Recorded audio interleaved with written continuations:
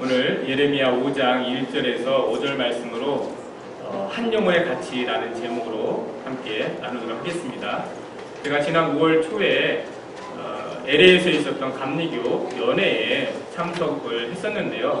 그렇게 감리교에는 매년 1년에 한 번씩 정기적으로 모이는 애니얼 컨퍼런스 연회가 있습니다. 3년 전에는 이 메릴랜드 볼티모어에 있는 그곳에서 연회가 있었고요. 연회가 열린 장소가 감리교 한국 선교를 처음 계획하였던 러블리 레인이라는 교회였습니다. 그래서 오늘은 그 이야기를 시작으로 오늘 말씀을 나누려고 하는데요. 한국 선교가 시작된 계기가 있습니다. 1883년에 고종의 사절단이 미국을 방문하게 되었습니다. 이 사절단이 미국의 대통령을 만나러 왔지만 하나님께서 만나게 하신 사람은 따로 있었습니다. 바로 그 러블리 레인 교회를 담임하고 있었던 가우처 목사님이었습니다. 이제 사절단이 한국에서 배를 타고 샌프란시스코에 도착하고 그곳에서 워싱턴까지 DC까지 기차로 여행 중에 있었는데요. 또 우연하게도 가우처 목사님이 그 기차를 타게 되었던 것입니다. 가우처 목사님은 난생 처음으로 갓을 쓰고 있는 이 사절단을 기차 안에서 보게 된 겁니다. 그리고 그냥 이상하지만 지나칠 수도 있었지만 그 사절단들과 말을 걸고 이야기를 하게 되면서 조선에 아직 복음이 전파되지 않았다는 것을 알게 된 것입니다. 이것은 정말 우연한 만남인 것 같지만 사실 하나님의 섭리가 있는 만남이었던 것입니다.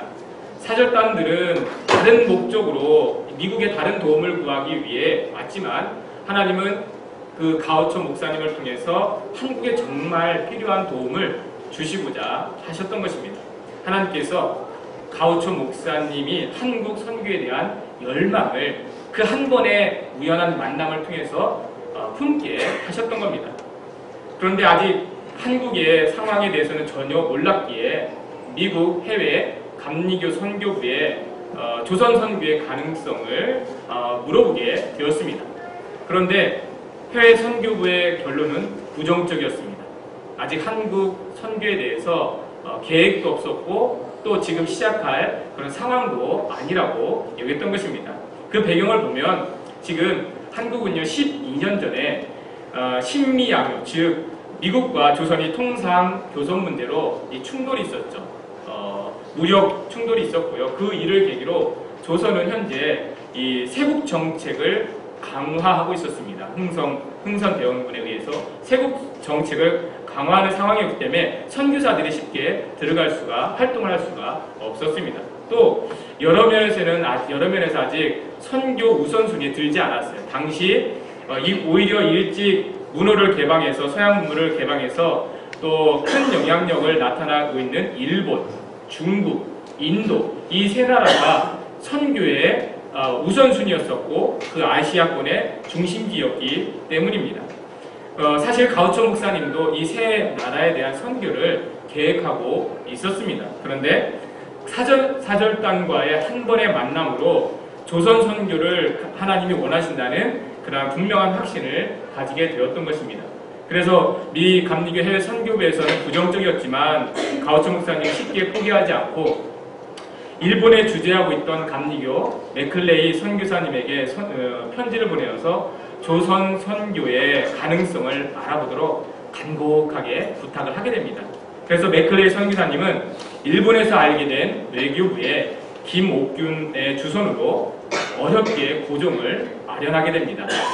김옥균의 출선서를 받아가지고 그것을 계기로 고종을 만난 다음에 학교와 병원 사역에 대한 공식적인 허락을 받아내는데 성공하게 됩니다. 학원 선교와 병원 사역. 이것이 이제 그 당시 조선에 공식적으로 이 나라에 허가를 받아서 선교 활동을 하게 된 유일한 그 사건이었습니다.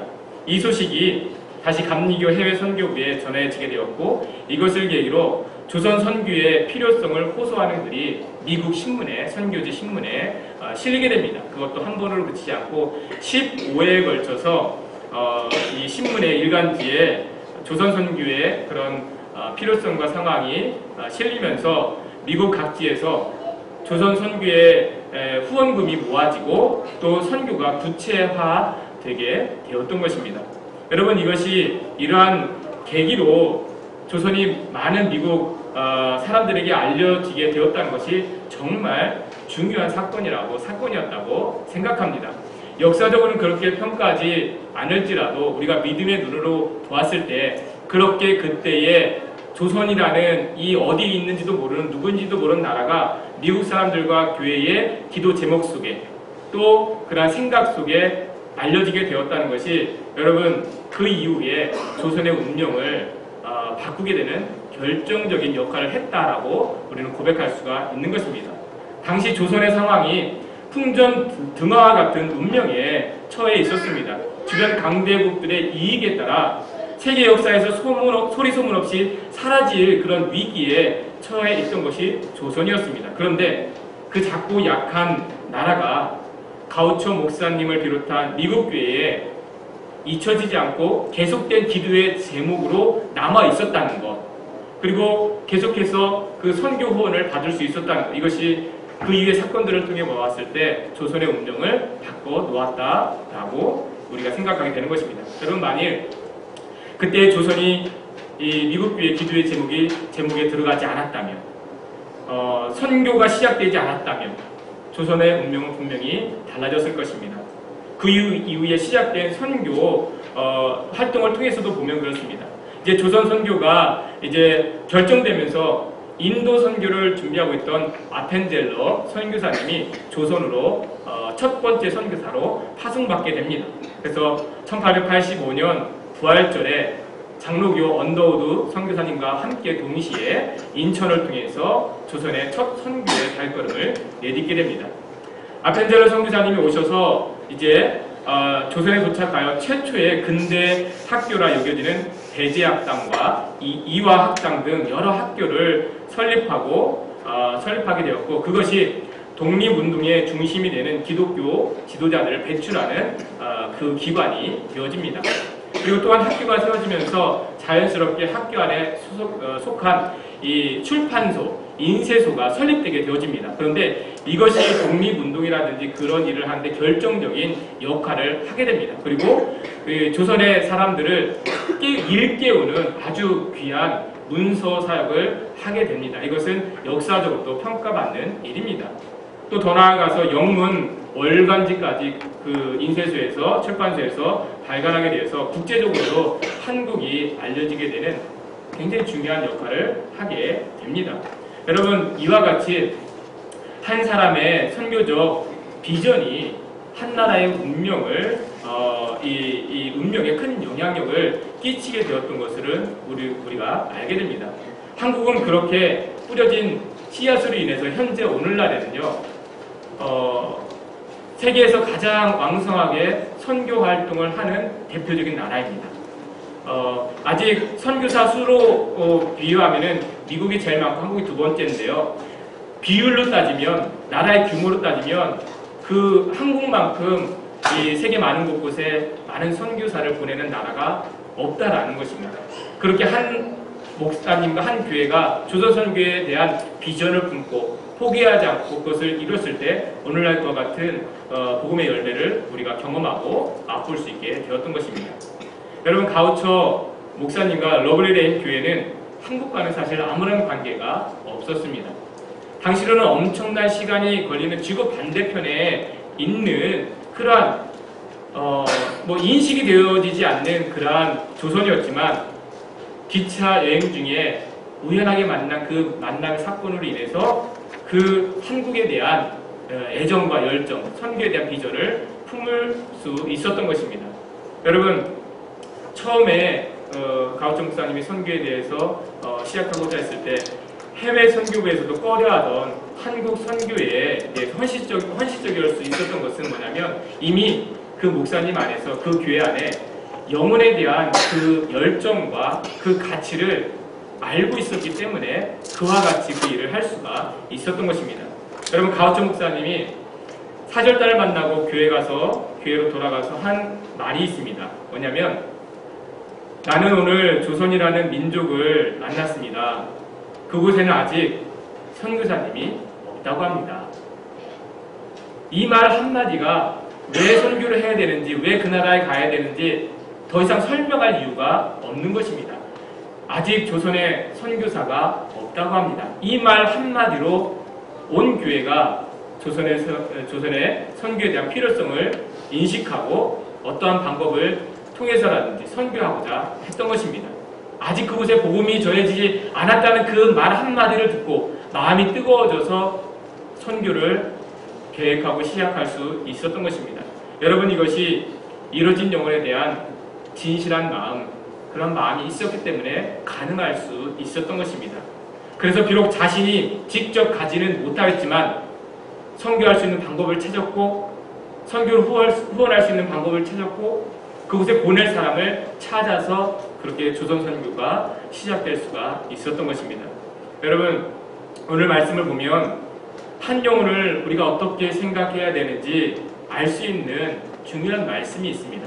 오늘 1절 말씀 함께 보도록 하겠습니다. 시작. 너희는 예루살렘 거리로 빨리 다니며 그 넓은 거리에서 찾아보고 알라. 너희가 만일 정의를 행하며 진리를 구하는 자를 한 사람이라도 찾으면 내가 이 성읍을 용서하리라. 예루살렘은 이스라엘의 상징입니다. 하나님의 백성들의 위대한 전통과 역사가 있는 나라입니다. 그런데 그 나라가 하나님의 법을 떠나 헛된 것을 따르고 있습니다. 그래서 지금 하나님의 심판 앞에 놓여있게 되었습니다. 하나님의 진리를 구하는 사람 하나가 없어서 그와 같이 하나님의 심판 앞에 놓여지게 된 것입니다. 여러분, 그래서 의인 한 사람만 있어도 그 나라가 구원을 받으리라 하나님 말씀하고 계세요. 하나님의 진리를 아는 영혼 한 영혼만 있어도 내가 그 나라를 심판하지 아니하리라. 즉 여러분, 한 나라의 운명이 한 사람의 의인에 달려있다라고 해도 과언이 아니라는 것입니다. 여러분, 천하보다 귀한 한 영혼이라는 표현을 들어보신 적 있습니까? 온 천지보다 한 영혼이 더 귀하다라는 것. 여러분, 저는 처음에 그런 이야기를 들었을 때 마음에 와닿지 않았어요. 너무 과장된 표현이라고 여겼습니다. 아무리 영혼이 귀하지만 이 우주 천하, 이 천지보다 그 한 영혼이, 그 한 사람의 생명이 귀하다라고 말할 수 있을까? 마음에 와닿지가 않았던 것입니다. 그런데 정말 놀랍게도 하나님은 그와 같이 영혼의 가치를 귀하게 여기신다는 것을 알 수가 있습니다. 세상이 아무리 크고 놀랍고 아름다워도 하나님 마음에 합한 사람이 없다면 그 하늘과 땅이 아무것도 아니라는 것입니다. 하나님은 정말 그렇게 여기신다는 것을 성경을 통해서 알 수가 있었던 것입니다. 여러분, 그래서 이 땅에 어려서부터 생각하는 바가 모두 악하게 되었을 때, 하나님의 진리를 아는 사람이 없었을 때 하나님은 이 세상을 물로 심판하시면서 다 쓸어버리셨습니다.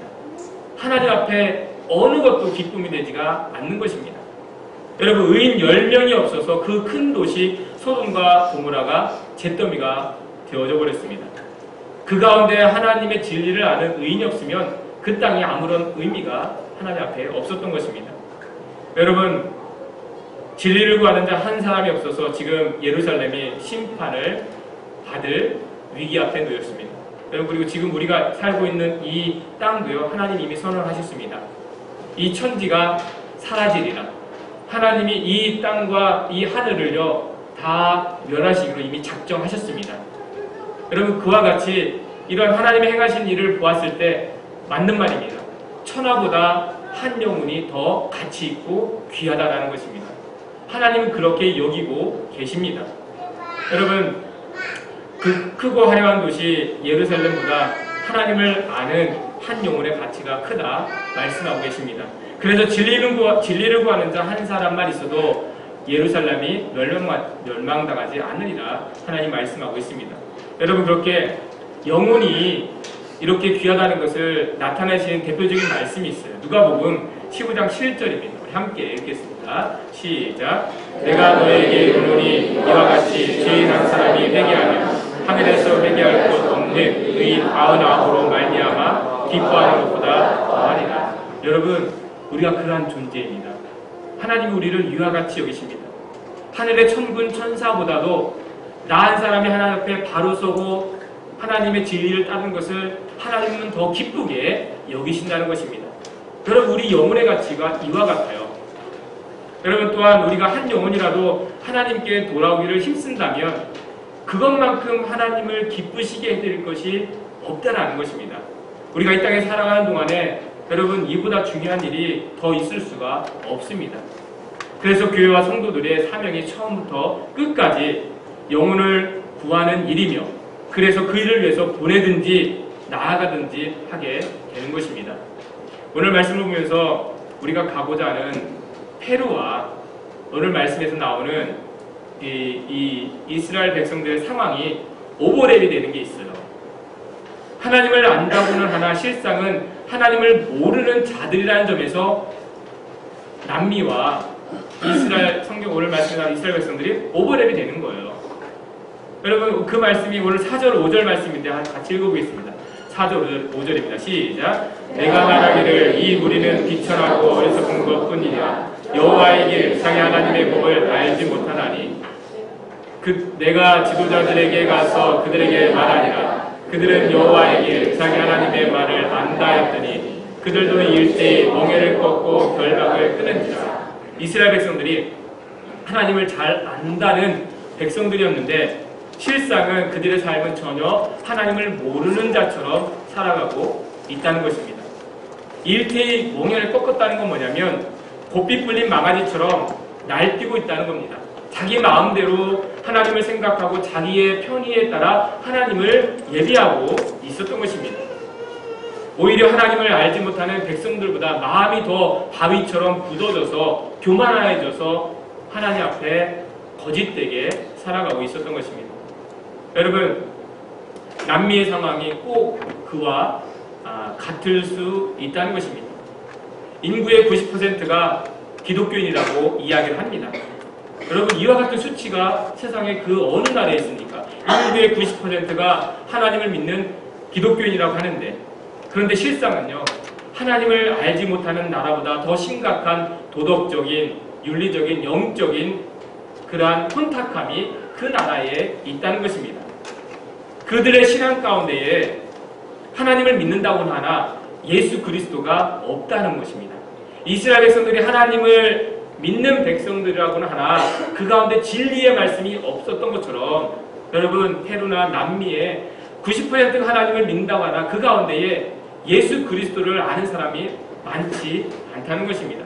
그래서 나타나는 열매가 복음의 열매가 아니라 인간적이고 세속적이고 혼합주의적인 타락한 그러한 모습들이 더 많이 있는 것입니다. 여러분, 이번 페루 선교 주제가 예수가 길이요 진리요 생명이시다라는 그러한 말씀입니다. 참가한 아이들이 매주 모여서 여러분 지금 할 수 있는 대로 열심히 준비하고 있지만 사실 저희 아이들이 특별하게 다른 그 무엇을 준비할 것은 없습니다. 단지 그 말씀 붙들고 가는 거예요. 이 먼 곳에서 비싼 비용을 들여서까지 왜 왔느냐, 왜 그곳까지 가느냐 했을 때 여러분, 우리가 단지 예수님이 길이요 진리요 생명이다라는 그 말 한마디 해주고 싶어서 가는 겁니다. 여러분, 충분히 여러분 수만 불을 들여서 갈 만한 가치가 그 말씀, 그 예수의 이름에 있다는 것입니다. 다른 많은 어떤 행사, 퍼포먼스를 하지 않아도 우리 아이들이 가서 팻말을 들고 예수가 길이다, 예수가 생명이다 이것만 들고 길거리에 서 있어도 그 돈을 들이고 갈 만한 가치가 충분히 있다는 것입니다. 여러분, 우리 아이들이 가서 어떤 대단한 특별한 사역을 할 것이라고 여러분 기대하지 않아도 됩니다. 기대할 필요가 없어요. 얼굴을 대면하여 이곳까지 올 필요 없는 우리가 그 사람들, 그 아이들을, 그 현지 아이들을 만나서 짧은 말이지만 예수가 길이다, 예수가 진리이다, 예수가 생명이다 그 말 한마디만 대면할 아이들에게, 현지 아이들에게 전해줄 수 있다면 여러분, 이것은 엄청난 가치가 있는 것입니다. 이를 위해서 여러분, 교회가 몇 달 동안 함께 마음을 모으고 기금을 마련하고 그리고 기도할 수 있다는 것, 여러분 정말 귀하고 놀라운 일입니다. 가우처 목사님이 그 선교 이제 소식을 미국에 알렸을 때에 기록에 있어요. 캘리포니아에 사는 한 아이가 $9를 보내왔다는 기록이 있습니다.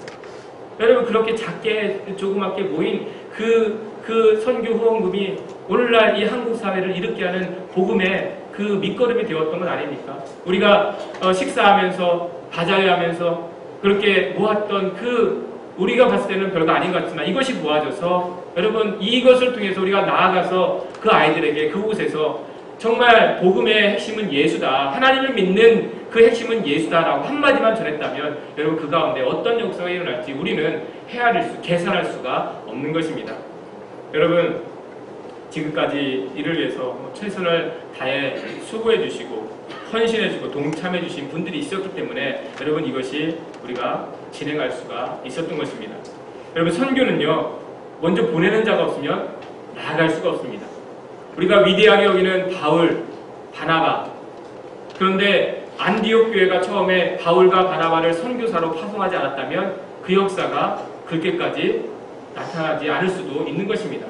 처음에 안디옥 교회가 그 뜻을 가지고 바울과 이 바나바를 선교사로 파송했기 때문에 그와 같이 엄청난 복음의 역사가 지체되지 않고 일어날 수가 있었던 것입니다. 여러분, 한국 조선 선교가 이루어질 수 있었던 것, 미국 해외 선교부도 꺼려하던 것을 이 가우처 목사님과 러블리 레인 교회가 그 마음을 받아서 보내고자 했을 때 여러분, 직접 나가지 않았지만 어떻게 방법을 찾아서든지 선교사를 파송했을 때 그와 같은 조선 선교의 한국성의 놀라운 역사가 나타날 수가 있었던 것입니다. 여러분, 선교만큼 바로 합력하여 선을 이루는 대표적인 그런 사역이 없는 것입니다. 선교야말로 합력하여 선을 이루는 것입니다. 사람들에게는 나아가는 사람들이 주목되지만 여러분, 하나님은 보내는 사람을 주목합니다. 여러분, 나아가는 사람은 주목될 수밖에 없어요. 하지만 하나님은요, 그 나아가도록 보이지 않는 곳에서 준비하는 그 사람들은 하나님은 더 귀하게 주목하고 계신다는 것입니다. 오늘 본문을 통해서 우리가 한 영혼에 대한 가치를 다시 한번 분명하게 알고 고백하기를 원합니다. 하나님의 진리를 구하는 한 사람만 있어도 예루살렘이 구원을 받겠다 하셨다면 여러분, 오늘날에도 변함없이 복음의 진리를 아는 한 사람만 있어도 그 가정 가운데, 그 지역 가운데, 그 나라 가운데 소망이 있는 것입니다. 여러분, 그래서 내 한 사람이 다른 그 누구가 아니라 내가 그 복음의 진리를 붙들고 내가 살아가는 것이 더 중요하다라는 것입니다. 누가 어떠하든지, 그곳의 상황이 어떠하든지 여러분, 그 마음으로 우리가 이 사역을 감당하고 있는 것 아닙니까? 여러분, 우리가 그러한 영혼의 가치를 알고 한 영혼이라도 더 예수 그리스도를 알게 하는데 힘쓰는 우리의 삶이 되어지기를 간절히 축원합니다. 그러한 삶을 살아갈 때 비로소 여러분, 우리에게 주어진 환경이 가치가 있게 된다는 것을 아셔야 돼요. 아무리 우리가 놀랍고 크고 화려한 것을 붙들고 있을지라도 이것이 하나님이 귀하게 여기시는 영혼을 위한, 복음을 위한 것들이 되어지지 않다면 여러분, 이것이 아무런 가치가 없어지는 것, 여러분, 우리 말씀을 통해서 알게 되는 겁니다. 그런데 내게 주어진 것이, 내가 붙들고 있는 것이 정말 영혼을 위해서 쓰여진다면 하나님은 그것을 귀하고 가치 있게 여기는 겁니다. 여러분, 우리의 삶이 가치 있게 되어지는 방법 딱 하나입니다. 우리가 영혼을 귀하게 여겼을 때 하나님 우리의 삶을, 우리의 생명을 정말 천하보다 귀하게 가치 있게 여기십니다. 이러한 마음으로 우리가 때를 얻든지 못 얻든지 보내든지 나아가든지 영혼을 위한, 복음을 위한 사역에 힘쓰는 저와 여러분들, 우리 교회와 가정이 되기를 주님의 이름으로 축원합니다.